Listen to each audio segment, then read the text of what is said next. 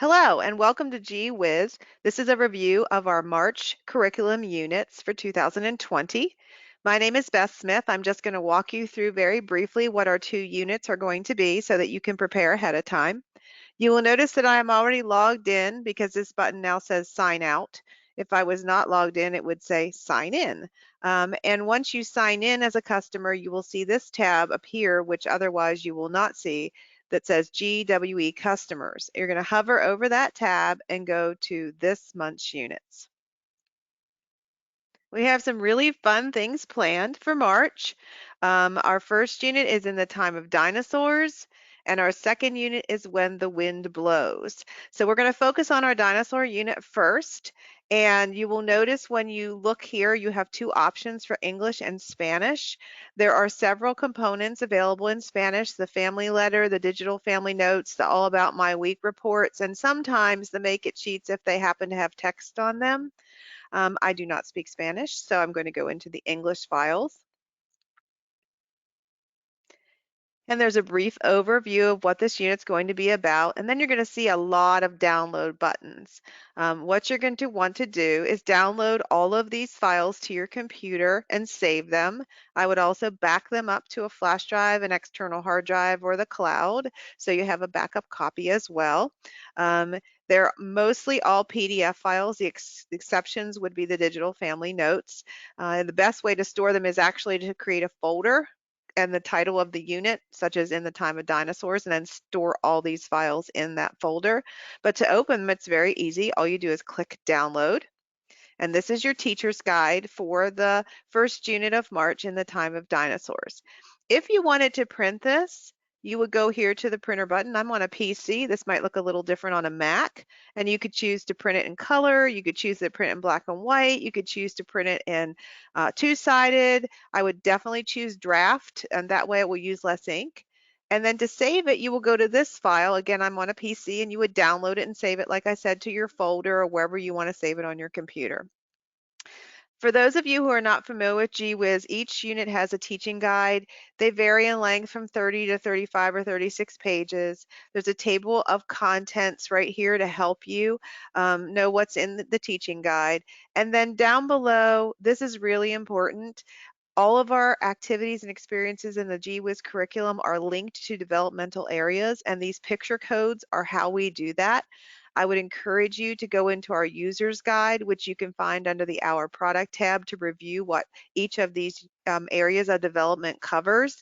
But it's important for you to know when you see, for instance, the speech bubble, that the activity is going to address some form of language development. In the user's guide, you can also find the learning indicators, which are the specific skills that fall under this area of language development. So just as a review, that's really important. This unit is going to be about a lot of different dinosaurs, and we are doing some that you may never have heard of, in addition to ones you have like Stegosaurus or Triceratops. We also know that pronouncing the names of dinosaurs can be kind of challenging. So if you noticed up here in the link, or at the top here in red, on page 35, there's a very helpful tip on how to use Google Translate, believe it or not, to help you know how to pronounce these funky dinosaur names. One of the most important things you're going to want for this unit to gather ahead of time are lots of dinosaur figures, whether they be plastic, rubber, even plush dinosaurs. Make sure some are safe for infants, toddlers, and twos, as well as, you can have smaller ones then for your older children, as long as you're supervising directly. So this is our teaching guide. There are 10 days of lesson plans in here, including school age experiences. There's a chart in the back that will detail what specific skills this group of lessons addresses. There are songs and rhymes. There's a book list, and you can find that on page 33. So this is your kind of guts of this unit, will be right here in this teaching guide. Also for this unit, we have story props, and these are the props that will tell you in the teaching guide how to prepare these. This is something you will definitely need to print out. Your teacher's guide, you could choose just to view it on your computer and not print it at all, but this you will definitely need to print and prepare. And the teacher's guide will tell you how to do that. One of the most important things you can look at to prepare ahead of time is this materials list. We know that you have limited time, and so everything in red are things you might just need a little extra time to gather or prepare.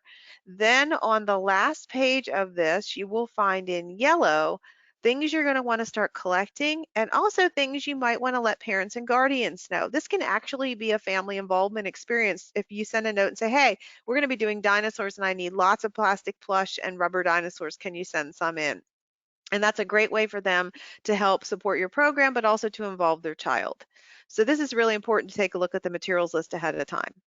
The provider's review you'll want to complete at the end of the unit just to review like how it went, what the children liked, what they didn't like, what you would do differently if you did it again. The add and enhance are other materials you can add to your different learning areas throughout the entire unit and keep them available. Like you might want to add dinosaur stickers to your art center, or you might want to create these dinosaur tails to add to dramatic play.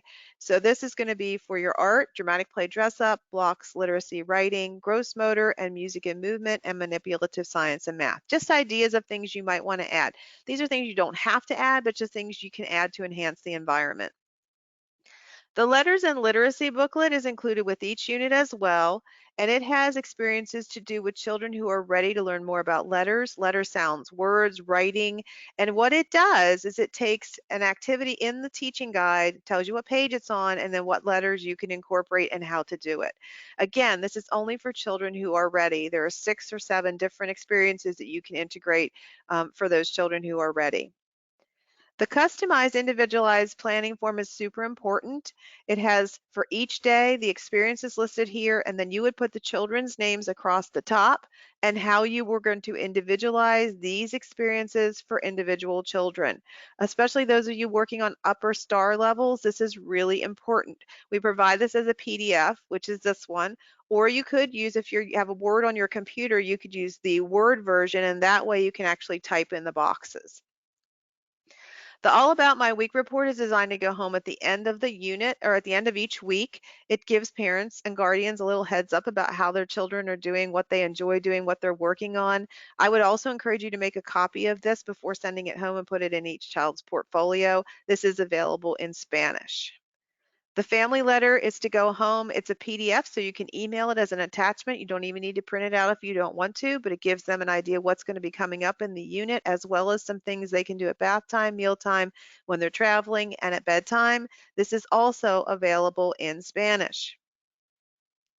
The individualization web is a tool you can also use to individualize this unit for children based on their special needs, based on an interest, and this form can be customized to each individual child. So it gives you an overview of the unit, but then questions you might want to ask the children, like, what would you like to learn about X?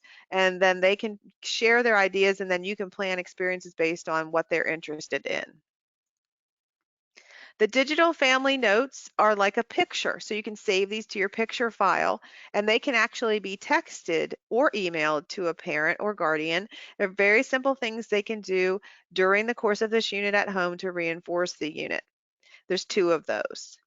And the Make It sheets are optional. These are printable materials you can use with children who you believe are ready. They are certainly not required in any way, shape, or form.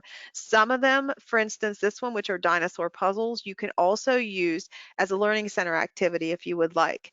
Again, they're optional. If there's any print or text on them, we would provide that in Spanish as well. So I'm going to hit the back button. And I want to scroll down now to the second unit for March, which is called When the Wind Blows.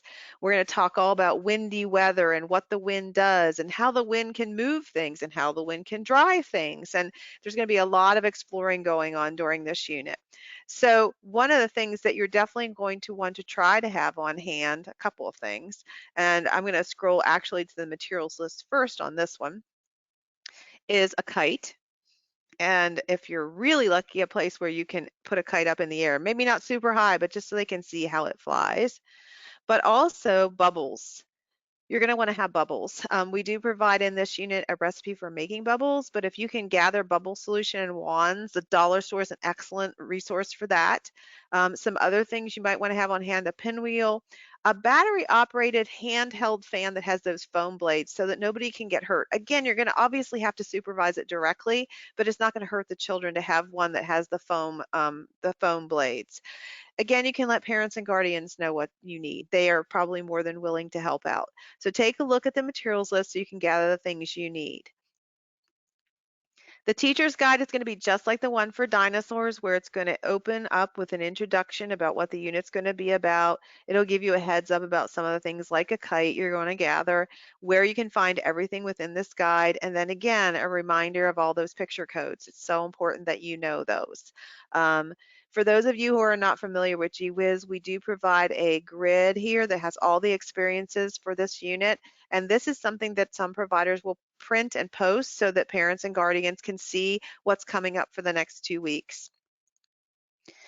Each activity plan is laid out the same way. So you're going to have your unit name, your focus. This is a cumulative list of skills you're going to cover during this particular day, a health and safety tip, a teaching tip, a transition idea, words to incorporate into conversations with children, and then you're exploring together, which is your group experience. It's not a circle time where you're just going to be talking and they're going to be listening. It's actually everybody's going to be exploring and learning together. Questions to spur thinking. This is super important to ask open-ended questions. It engages children in back and forth conversations. It encourages higher order thinking skills, but it also helps you when you're getting ready to be evaluated using the environmental rating scale. This is what they're looking for. They want you to engage with children in those deep and meaningful conversations and really get the learning deeper than just a simple yes and no, red and blue, black and white. In pink, you'll have 2 small group experiences every day. Some of them are leveled for different developmental levels. So when you look at this, remember it's developmentally a toddler 2 or 3, not necessarily their age. And then you'll also have in purple an infant experience. So this is just an example of one of the days from this particular unit, but it would have been similar in the dinosaur unit. I just wanted to go over that really quickly. Then the difference is with the second unit is you have a teaching tool for this one. These are some cards we're going to use to play some games related to things that blow in the wind or you use with wind. And then, of course, you have your materials list, and all the other components that you had with the dinosaur unit are the same, except you also have a printable puppet. And for this unit, it's a meteorologist, and the teacher's guide will tell you how to use this. But then there's also a chart you're going to prepare called Tracking the Wind. And every day you're going to track the wind with the children using this chart. So it'll explain how to put this chart together in the back of the teacher's guide. And then you're going to need some craft sticks because every day you're going to put a craft stick in a pocket or a spoon or a chenille stem or something to indicate whether it's a windy day or a not windy day. And then you're going to count how many windy days, how many not windy days. The children are actually going to get a copy of this in a similar fashion to take home so that they can track the wind with their parents or guardians at home. And so again, all the rest of these are going to be just similar in nature to what we saw in the first unit. The differences are the second unit has the teaching tool and the puppet. The first unit has the story props. Do want to remind you, if you are active customer now, that the February units are up and they will stay up till the beginning of March. So if you have not downloaded and saved those, you will want to. Even if you're a new customer and you're not going to have time to use all this now, you would want to download it and save it so that you will have it for when you do have time to use it. And then, of course, when you are done doing all of this, always sign out. Our computer system tracks if you have too many devices open. So if you don't sign out and you open more tabs and more tabs and more tabs, it thinks that's more devices and more devices and more devices, and then eventually it will lock you out. So the best rule of thumb is just to sign out when you're done using anything related to the curriculum for GWiz. Our homepage has lots of other resources. I encourage you to check it out. We will post this above the units and also on our YouTube channel. And I thank you for joining us. Bye.